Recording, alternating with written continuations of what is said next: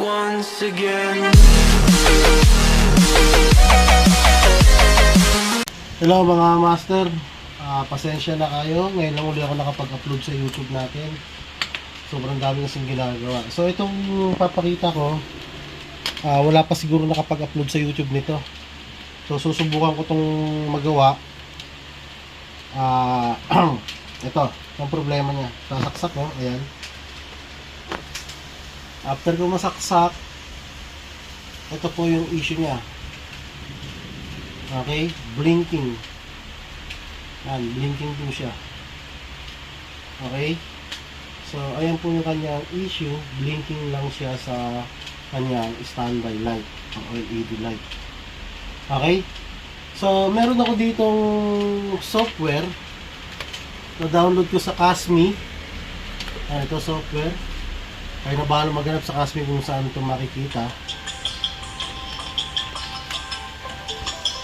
Okay. Pakita ko lang sa inyo, laman ng USB ko ay update.image. Okay, update.image yung laman ng USB ko. So, itatry natin dito. Makikita nyo, ayan. Patayin natin. Patayin natin dito. Okay. Then, press and hold enter. Press and hold power button. Tingnan natin kung maso-software upgrade natin itong on natin. Okay. Hintayin lang natin. Hintayin natin kung magso-software upgrade.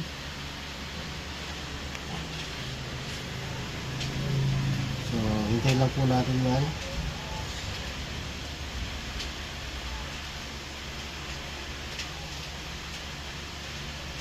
So, hindi nag-software upgrade.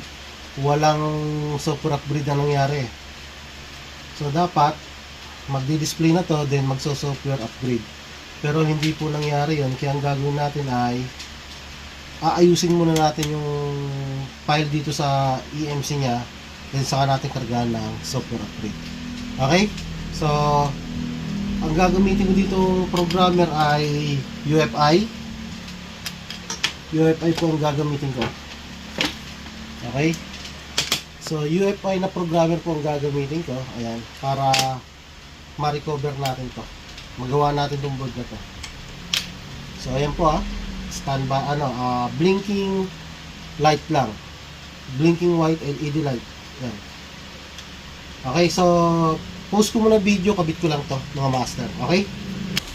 Hello, ito mga master, tutuloy na natin. So, nag-JTAG ako. Ang pan-JTAG ko ay UFI. UFI programmer po ang gagamitin ko. Ito po. So, nag-JTAG ako sa kanya. Ayan, nakakonect siya dito. Pwedeng pakifocus. Ayan, connected na siya dyan. Ayan, yung mga wiring yan. Ito. Ito yung mga wiring yan. Ayan. So, ito ang gamit yung programmer. Ayan. UFI programmer. Then, open ko kanyang application interface. O kaya itong application na UFI. So, ayan siya.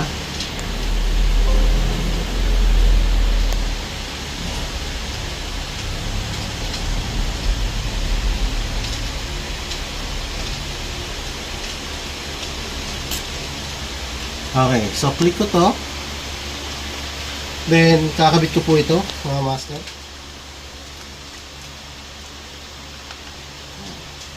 Okay? Nagre-reflect ilaw. Then, layo natin ko dito. Nagre-reflect daw. Ayan. So, UFI gamit ko. Then, nag-ISP ako. Then, click ko yung identify EMC.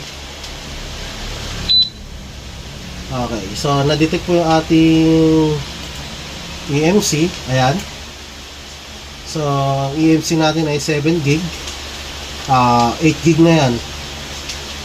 Then ito, ang laman ng EMC natin ay ito, RTD2841 Union TV. Ayan, TCL model, Union TV. So dahil error na yung laman nito, nag-blink blink na lang ito. So, ang gagawin natin ay buburahin ko po yung laman ng ating user area. Ayan. So, click ko tong erase. Ayan. Nakikita ba nila? Click ko tong erase. Ayan. Okay. So, in-erase nyo yung laman ng ating user area. So, may laman pala itong RPMB niya. Ayan. Provision counter 137. So, nandito po yung license authentication key ni Netflix. License ni Netflix. Ayan, nandito sa RPMB. Kaya hindi pwedeng burahin yan. Yan lang yan. Kasi pag binura yan, mawawala yung Netflix natin. License ni Netflix. Hindi nagagana. So, binura ko lang ay user area. Okay? So, burado na. Then, identify ko ulit. Okay. Then,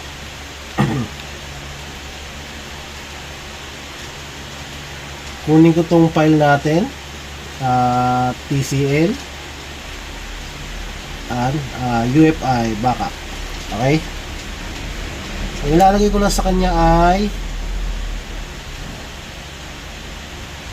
user area. Okay?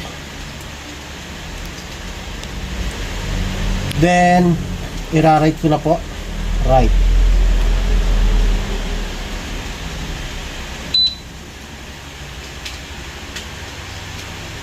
So, medyo mabagal yung ating pag-write. Then, abort lang natin. Bilisan po natin na konti. Yan. Okay. So, bibilisan ko lang po ng konti para medyo mabilis-bilis. Then, identify.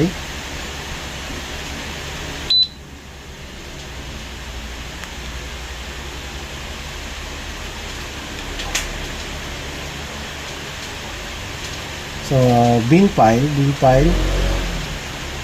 TCL.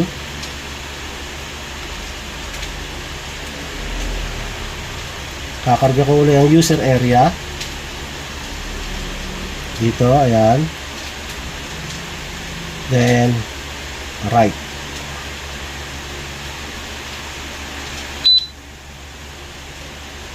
So, ayan, medyo bumilis siya, 2 Mbps per second. So, hintayin lang po natin ito matapos mga master. Then, pag nandito na siya sa bandang dulo, saka ko ibabalik yung camera natin. So, ipopost ko muna po. Okay, so, ayan, mga master, hintayin natin, ayan. Malapit na matapos to. So, meron na lang siyang 20 seconds. Ayan. So, hintayin na natin matapos yan. Then, tingnan natin kung ano magiging resulta ng gagawin natin.